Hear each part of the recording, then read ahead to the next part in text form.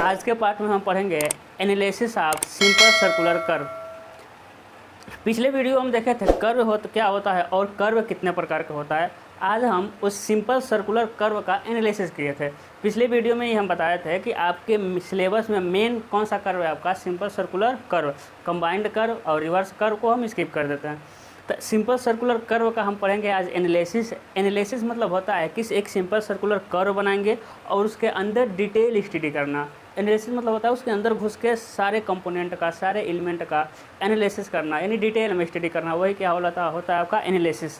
तो आज का बहुत इंपॉर्टेंट सेशन है। आज का सेशन इससे कन्फर्म है आता है 3-4 डेफिनीसन। बहुत आसान टॉपिक है, छोटे छोटे डेफिनीसन होते हैं, 3-4 इससे डेफिनीसन आता है।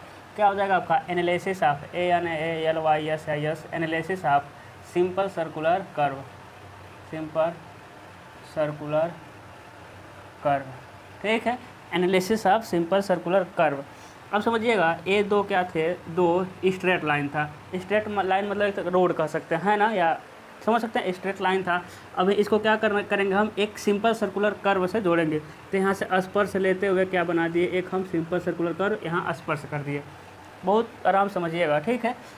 यानी यहाँ स्पर्श किया, यहाँ स्पर्श किया, इसको हम कहेंगे T1, इससे क्या कहते हैं T2, है ना। यहाँ से एक लाइन खींचेंगे इस रेखा के लंबवत, यहाँ मिलेगा, एक क्या हो जाएगा आपका सेंटर यानी O, ये हो जाएगा आपका रेडियस, है ना। एक सिंपल सर्कुलर कर्व।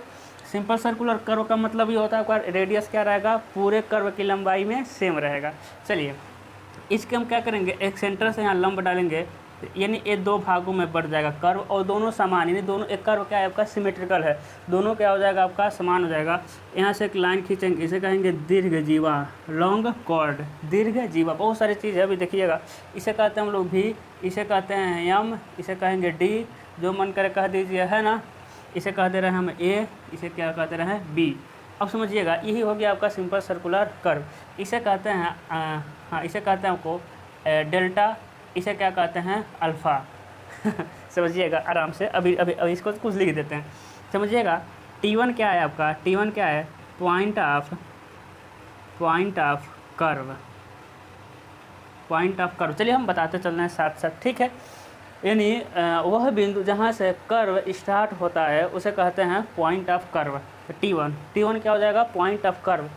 और देखिएगा जो भी हम डिफिनीसन बोल रहे हैं वो एग्ज़ाम में आया हुआ है और एग्ज़ाम में आएगा।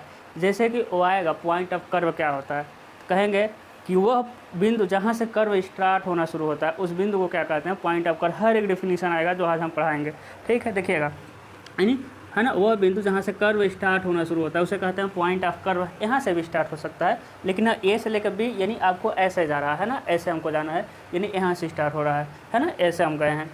उसके बाद आता है आपका T2, है ना। T2 क्या है आपका पॉइंट ऑफ टेंडेंसी, TENDENCY, है ना, पॉइंट ऑफ टेंडेंसी। अभी हम इसको बुक से देख करके हिंदी लिख देंगे, है ना। Point of curve, point of tendency, और हिंदी मत याद रखिए, इंग्लिश में चलते हैं। चलिए हिंदी लिख दे रहे हैं, है ना। चलिए पॉइंट ऑफ कर्व कहाँ मिलेगा, हाँ, वक्र का बिंदु, इसका हिंदी हो जाएगा आपका वक्र का बिंदु, और हो जाएगा आपका पॉइंट ऑफ टेंडेंसी यानी स्पर्श रेखा का बिंदु, है ना। टेंजेंट है तो क्या हो जाएगा आपका स्पर्श रेखा का बिंदु। तो देखिए पॉइंट ऑफ कर्व बताएं, जहाँ से कर्व स्टार्ट होगा उसे कहेंगे पॉइंट ऑफ कर्व, और जहाँ जिस बिंदु पे कर्व ख़त्म होगा, इंड होगा, उसे क्या कहेंगे पॉइंट ऑफ टेंडेंसी। आसान है ना। उसके बाद आता है आपका भी, है ना, भी पॉइंट ऑफ, है ना। पॉइंट का आजकल बहुत क्रेज है, जैसे कि इंजीनियर पॉइंट है ना। देखिए पॉइंट इंजीनियर पॉइंट, ठीक है। वह पॉइंट जहाँ सारे सेमेस्टर का फ्री क्लासेस चलती हैं उसे कहते हैं हम लोग इंजीनियर्स पॉइंट, ठीक है। आएगा कन्फर्म है, रट लीजिएगा। 5 नंबर में आने वाला है। ये देखिए पॉइंट ऑफ इंटरसेक्शन क्या हो जाएगा आपका पॉइंट ऑफ इंटरसेक्शन, है ना। पॉइंट देख रहे हैं, तो पॉइंट ऑफ इंटरसेक्शन क्या होता है, उससे पहले हम क्या समझेंगे, हाँ, उससे पहले हम समझेंगे बैकवर्ड टेंजेंट, है ना, बैकवर्ड टेंजेंट, है ना, यानी पश्च स्पर्श रेखा, ठीक है। उसके बाद होता है फॉरवर्ड टेंजेंट, यानी अग्र स्पर्श रेखा, ठीक है। अब समझिएगा अब समझिएगा, सबसे पहले बैकवर्ड टेंजेंट समझते हैं, उसके बाद फॉरवर्ड टेंजेंट समझते हैं। यानी पॉइंट ऑफ कर्व पर खींचे गए स्पर्श रेखा को क्या कहते हैं? बैकवर्ड टेंजेंट, है ना, क्योंकि आपका कैसे जा रहा है कर्व, इधर से इधर जा रहा है, यानी ए आगे हो गया, ए पीछे हो गया, तो पॉइंट ऑफ, है ना, पॉइंट ऑफ कर्व पर खींचे गए स्पर्श रेखा को क्या कहते हैं? Backward tangent. फॉरवर्ड टेंजेंट क्या कहते हैं? पॉइंट ऑफ टेंडेंसी पर खींचे गए स्पर्श रेखा को क्या कहते हैं? फॉरवर्ड टेंजेंट, है ना, फॉरवर्ड टेंजेंट लाइन भी कह सकते हैं, forward tangent line, backward tangent line, या फिर इतना ही चलेगा, है ना। उसके बाद हम क्या बताए थे? Point of intersection. तो बैकवर्ड टेंजेंट और फॉरवर्ड टेंजेंट को आगे बढ़ाने पर, है ना, बैकवर्ड टेंजेंट और फॉरवर्ड टेंजेंट को आगे बढ़ाने पर यह जिस बिंदु पर मिलता है ना, ये जिस पॉइंट पर मिलता है उसे हम क्या कहते हैं? पॉइंट ऑफ इंटरसेक्शन, है ना। बैकवर्ड टेंजेंट और फॉरवर्ड टेंजेंट को आगे बढ़ाने पर यह जिस बिंदु पर मिलता है उसे क्या कहते हैं हम लोग? Point of intersection. उसके बाद होता है आपका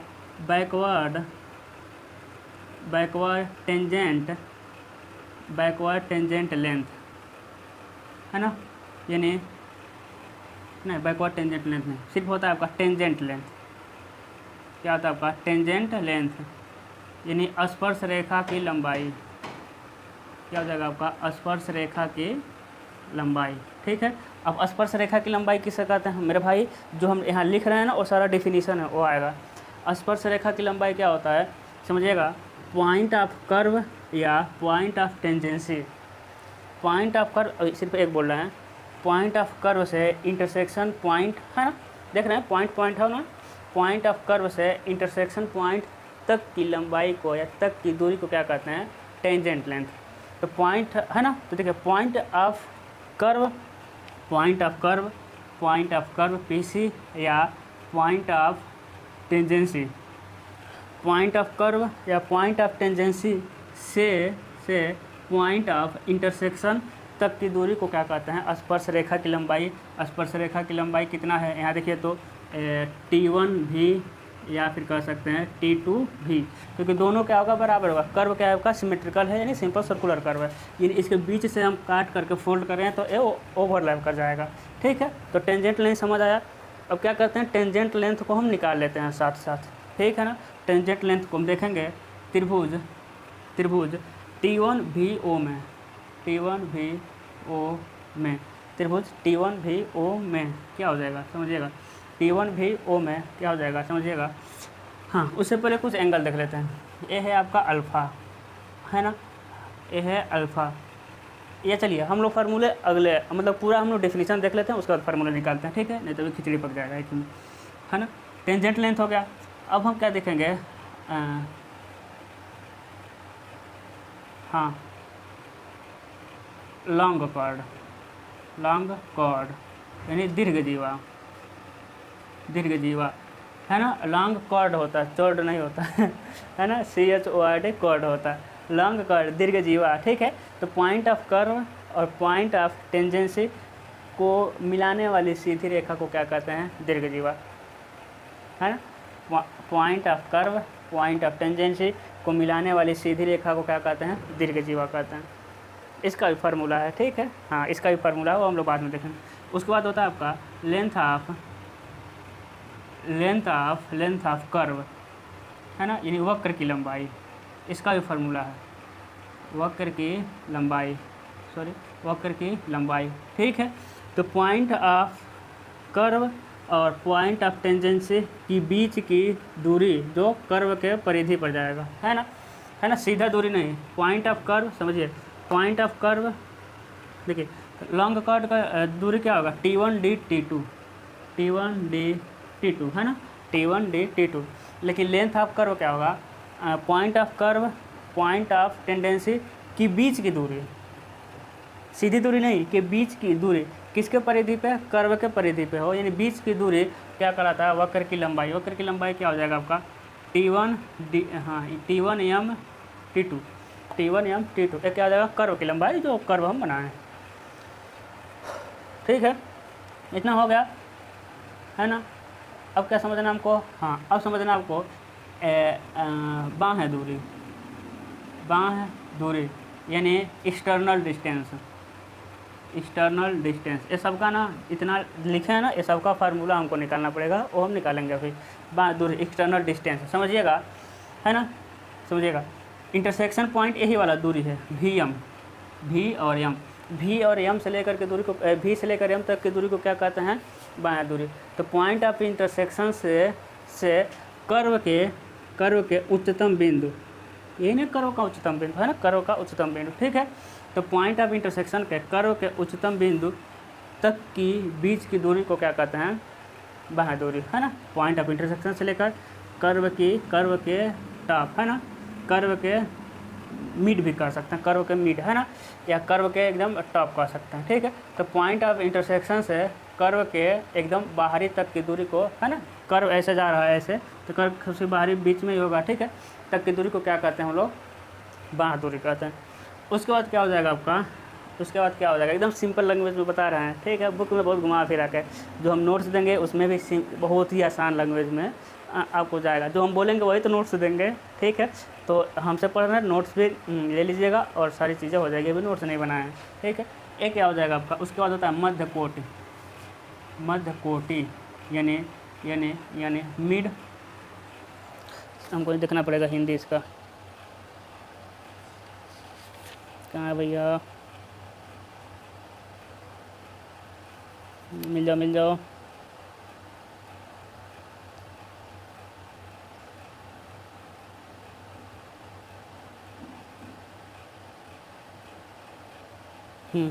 मिड ऑर्डिनेट ही है, हम सोच रहे थे कोटि को कहीं कोऑर्डिनेट ना हो, तो क्या होता, चतुर्थांश होता, मिड ऑर्डिनेट, है ना, मध्य कोटि, हिंदी इंग्लिश दोनों लोगों को लेकर चल रहा है भाई। तो मध्य कोटि क्या है, एम डी, ठीक है।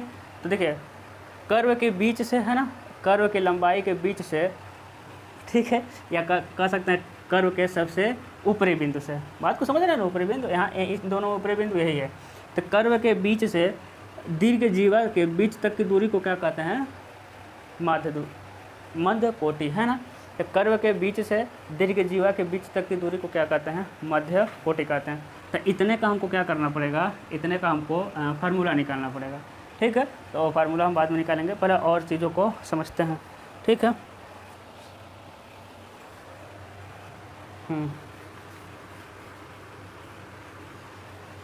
अब समझिएगा,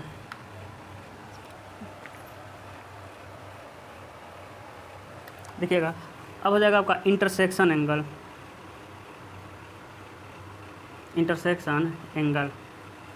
उसके बाद होता है आपका डिफ्लेक्शन एंगल, ठीक है। डिफ्लेक्शन मतलब होता है विक्षेप कोण, और इंटरसेक्शन मतलब होता है, इंटरसेक्शन क्या हो जाएगा भैया,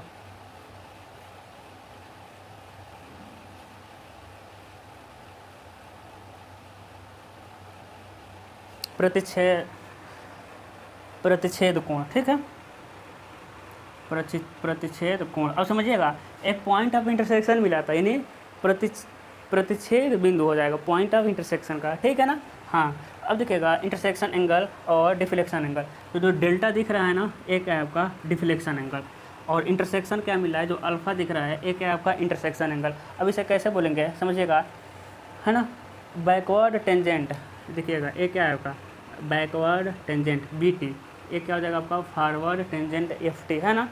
तो बैकवर्ड टेंजेंट को आगे बढ़ाने पर, है ना, बैकवर्ड टेंजेंट को आगे बढ़ा दिए, यह फॉरवर्ड टेंजेंट से जितना एंगल बनाता है उसे क्या कहते हैं हम लोग, डिफ्लेक्शन एंगल, है ना। बैकवर्ड टेंजेंट को आगे बढ़ाने पर फॉरवर्ड टेंजेंट से जितना एंगल बनाता है उसे क्या कहते हैं हम लोग, डिफ्लेक्शन एंगल। देखिए कितना आसानी से हम बता दे रहे हैं, आपको समझ आ जा रहा है। अब देखिएगा इंटरसेक्शन एंगल क्या हो जाएगा, इंटरसेक्शन एंगल देखिएगा, है ना, बैकवर्ड टेंजेंट और फॉरवर्ड टेंजेंट के मिलने वाले बिंदु जिसे पॉइंट ऑफ इंटरसेक्शन कहते हैं, के बीच आंतरिक कोण को क्या कहते हैं हम लोग, के बीच आंतरिक कोण को कहते हैं पॉइंट ऑफ इंटरसेक्शन एंगल, है ना। बैकवर्ड टेंजेंट और फॉरवर्ड टेंजेंट के मिलन बिंदु के मध्य बना अंतर्गत कोण क्या कहलाता है आपका, इंटरसेक्शन एंगल। तो यहाँ से हम क्या देख सकते हैं, देखिए तो यहाँ से लेकर यहाँ तक, यानी डेल्टा प्लस अल्फा इक्वल को क्या देख सकते हैं, फार्मूला निकालने के लिए जे के एग्जाम में सब क्वेश्चन आते हैं, alpha plus delta equal to 180। देखिए तो यहाँ से लेकर यहाँ तक डेल्टा डिफ्लेक्शन एंगल, और यहाँ से लेके यहाँ तक क्या हो गया आपका इंटरसेक्शन एंगल, ठीक है, अल्फ़ा। तो alpha plus delta equal to 180, यानी डिफ्लेक्शन एंगल और इंटरसेक्शन एंगल का सम कितना होता है 180। एक फार्मूला हो गया, ठीक है, बस इतना ही डेफिनेशन है, इससे अधिक डेफिनेशन नहीं है। अब ये तो वो थोड़े पूछेगा रेडियस किसे कहते हैं रेडियस बताइए, नहीं बता देंगे आप, अब पूछेगा ही नहीं, रेडियस थोड़ी पूछेगा भाई, रेडियस तो चाप लगाते हैं जितना लेकर उसे रेडियस कहते हैं, है ना। तो क्या सेंटर पॉइंट, इसे क्या कहते हैं सेंटर पॉइंट, सेंटर पॉइंट से लेकर के, हाँ, सेंटर पॉइंट से लेकर के पॉइंट ऑफ कर्व के बीच की दूरी को क्या कहते हैं, रेडियस ऑफ कर्व कहते हैं, है ना। तो बहुत सारी चीज़ें हैं, अभी आपको बुक में उपजीवा, मिडिल जीवा, बहुत सारी चीज़ें हैं, वो नहीं पूछता है। आप निश्चिंत रहिए, आप एक अनुभवी टीचर से पढ़ रहे हैं, आपको घबराने की ज़रूरत नहीं है, ठीक है। अब देखिए हम कितनी सारी चीज़ें बताएं हैं, वो आपको एकदम याद कर लेना। इसमें से ये देखिए इतना बता देना, इसमें से ही आएगा कम से कम 5 नंबर का, आज का फिक्स हो गया। अब हम फार्मूले को हम क्या कहते हैं, सिद्ध करते हैं। उससे पहले हम इसको गंदा करेंगे। जैसे देखिए ये हो गया डेल्टा, ये हो गया अल्फ़ा। देखिए तो यदि हम यहाँ सीधा लाइन खींचे, कहे थे ना गंदा करेंगे इसको, यहाँ हम सीधा लाइन खींचे तो ए वाला हो जाएगा आपका डेल्टा बाई 2, ए कितना हो जाएगा डेल्टा बाई 2, क्योंकि पूरा कितना था डेल्टा, यानी ए डेल्टा बाई 2 हो गया। तो ए सिर्फ इतना कितना मिलेगा डेल्टा बाई 2, अरे हाँ कहिए एकांतर कोण से, है ना। देखिए यहाँ एक हॉरिजॉन्टल, तो यानी ए भी कितना मिल जाएगा डेल्टा बाई 2, ठीक है। और यहाँ कितना बनता है 90, यहाँ कितना बनता है 90। और देखिए बैकवर्ड टेंजेंट लाइन और रेडियस के बीच का कोण कितना होगा आपका 90, है ना। बैकवर्ड लाइन और टेंजेंट के बीच का कोण कितना होता है आपका 90 होता है, ठीक है। हाँ चलिए, हाँ उसके बाद ए भी कितना होता है आपका, ठीक है ना। देखिए ए डेल्टा बाई 2, यहाँ से लेके यहाँ तक डेल्टा बाई 2, ठीक है, यहाँ से लेके यहाँ तक डेल्टा बाई 2 और 90, तो ए भी कितना हो जाएगा आपका डेल्टा बाई 2, यानी टोटल कितना हो जाएगा, यहाँ से हो जाएगा आपका डेल्टा, ठीक है। आप लोग मैथ से नियम से लगाते रहिएगा, ठीक है। डेल्टा बाई 2 सही बना है ना, एकांतर को यहाँ से एकांतर डेल्टा बाई 2, ठीक है। तो ए 90 माइनस डेल्टा बाई 2, इसलिए हम डायरेक्ट लिखे हैं 90 माइनस डेल्टा बाई 2, ठीक है। अरे समझ रहे हैं, यहाँ से लेके यहाँ तक ए वाला कोण 90 है ना, और एकांतर कोण से डेल्टा बाई 2, तो ए हो जाएगा 90 माइनस डेल्टा बाई 2, ए हो जाएगा आपका 90, है ना, ए हो जाएगा 90। तो त्रिभुज के अंतर मतलब अंदर के तीनों कोणों का योग 180 अंश होता है, तो 90, तो इसलिए ए डेल्टा बाई 2 हो जाएगा, टोटल कितना हो जाएगा डेल्टा, ठीक है ना। हाँ सही। अब सबसे पहले निकालेंगे, सबसे पहले क्या निकालेंगे, टेंजेंट लेंथ।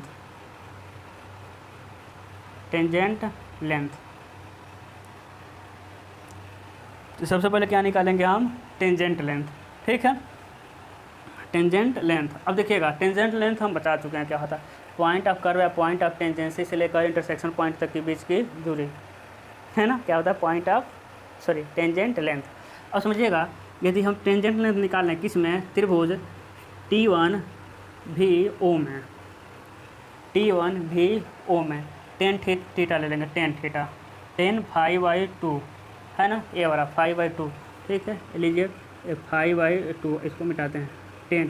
तो अब देखिए कोण के सामने वाला भुजा क्या होता है, लंब होता है ना, और टेन थीटा इजकल तो क्या होता है, लंब बटा में आधार, है ना, क्या होता है आपका लंब बटे में आधार। तो एक कोण है θ/2, तो ये हो जाएगा लंब, यानी T1 भी, और आधार क्या हो जाएगा ए वाला R, यानी T1 भी इजकल टू क्या होता है R tan डेल्टा/2, ठीक है, R tan डेल्टा/2, ठीक है। चलिए आगे चलते हैं। टेंजेंट लेंथ हो गया, कौन हो गया, ए हो गया। अब लॉन्ग कॉर्ड, है ना, क्या निकालना हमको, लॉन्ग कॉर्ड। तो लिखेंगे त्रिभुज, लॉन्ग कॉर्ड अब खुद निकाल सकते हैं, कुछ है नहीं है, लॉन्ग कॉर्ड नहीं, है ना, दीर्घजीवा। तो त्रिभुज T1 यही तो है दीर्घजीवा, तो क्या आधा निकाल कर दोगुना कर देंगे तो नहीं निकल जाएगा, क्योंकि सिमेट्रिकल कर्व है, सिंपल सर्कुलर कर्व है, तो आधा निकालेंगे और दोगुना से गुना कर देंगे। तो त्रिभुज T1 डी मान लेते हैं डी, T1 DO में, है ना। तो देखिएगा हमको क्या चाहिए, ए वाला चाहिए। तो हाँ देखिए कोण के सामने वाला भुजा लंब होता है, तो लंब किस में आएगा,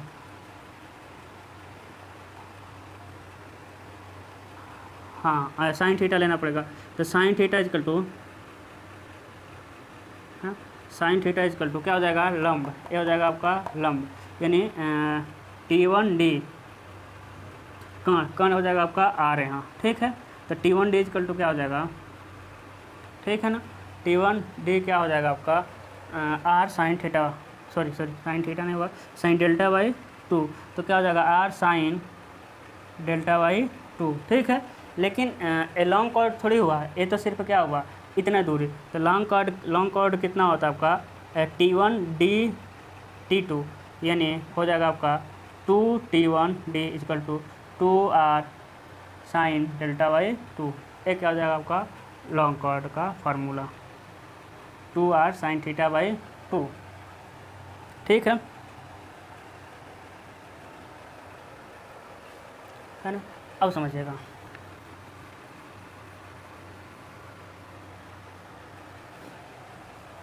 अब हमको क्या निकालना पड़ेगा आपका हाँ लेंथ ऑफ कर्व, नहीं लिखना है, लेंथ ऑफ कर्व, हाँ लिखे था length of curve, length of curve, ठीक है।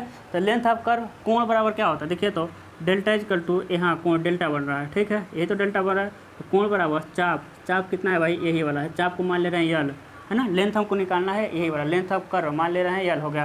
कोण बराबर चाप बटे त्रिज्या, है ना। तो ये रेडियन में डिग्री, अब क्या निकालना पड़ेगा हमको, रेडियन में निकालने के लिए क्या करना पड़ेगा हमको, लंबाई निकालना पड़ेगा, फाई आर, लंबाई इजकल टू फाई आर, बस हो गया, है ना। लेकिन रेडियन है ना, ये डिग्री में है, रेडियन में निकालने के लिए क्या करना पड़ेगा, रेडियन में निकालने के लिए इजकल टू क्या करना पड़ेगा, डेल्टा आर होता है आपका पाई बाई 180, एक इसमें हो जाएगा आपका रेडियन में हो जाएगा पाई बाई 180। तो ये हो जाएगा आपका लेंथ ऑफ कर्व। डेफिनेशन क्या होता है पता है, फार्मूला हम डायरेक्ट लिख रहे हैं, ठीक है ना। अगला हमको क्या निकालना पड़ेगा, अब मध्य कोटि, है ना, इधर से मध्य कोटि निकालना। कहाँ गिर रहे हो भैया,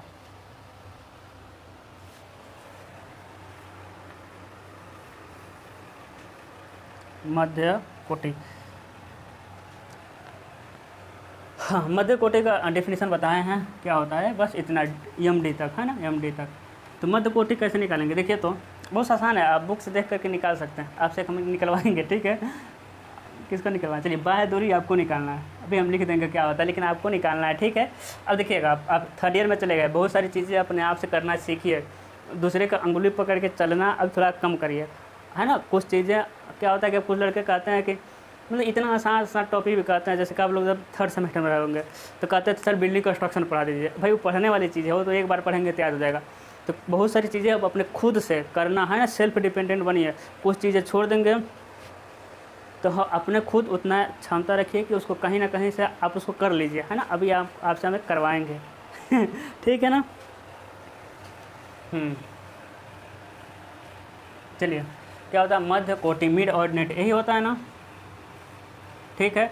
देखिए हाँ एमडी निकालना हमको, या डीएम कर लीजिए, एमडी निकालना है तो क्या ओएम से ओडी घटा दें, यानी ओएम, देखिए ओ से लेकर एम में से ओडी घटा दे रहे हैं, ओडी घटा देंगे तो निकल जाएगा, है ना। देखिए यही तो चाहिए, तो ओएम में से ओडी क्या करेंगे हम घटा देंगे, तो एमडी निकल जाएगा आपका, मिड ऑर्डिनेट, है ना, मध्य कोटि। तो ओ एम, ओ से लेके एम तक क्या है मेरे भाई, ओ से लेके एम तो रेडियस है, आर है। अब हमको क्या निकालना है, ओडी निकालना है, क्या निकालना है आपको, ओडी निकालना है। तो ए क्या हो जाएगा आपका, एक कर्ण हो जाएगा त्रिभुज, छोटे वाले त्रिभुज में ए लंब हो जाएगा, ए हो जाएगा आपका आधार, है ना।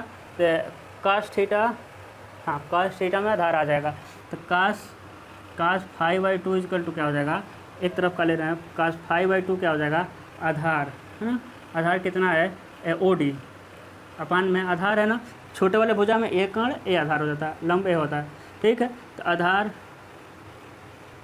उसके बाद कर्ण अपान में आर, यानी ओडी इजकल टू क्या हो जाएगा, आर कास डेल्टा बाई 2। तो ओ एम हो गया, ओ एम माइनस ओडी क्या हो जाएगा, आर कास डेल्टा बाई 2। तो एम डी इजकल टू क्या हो जाएगा, आर कामन ले लेंगे तो 1 - आर कास डेल्टा बाई 2। तो ये सारे क्या थे आपके फार्मूले थे, आर कास डेल्टा बाई 2। अब आता है आपका एक एक्सटर्नल डिस्टेंस, इसको ना खुद आप निकालिएगा तो बाह्य दूरी वी एम, बाह्य दूरी क्या है वी एम।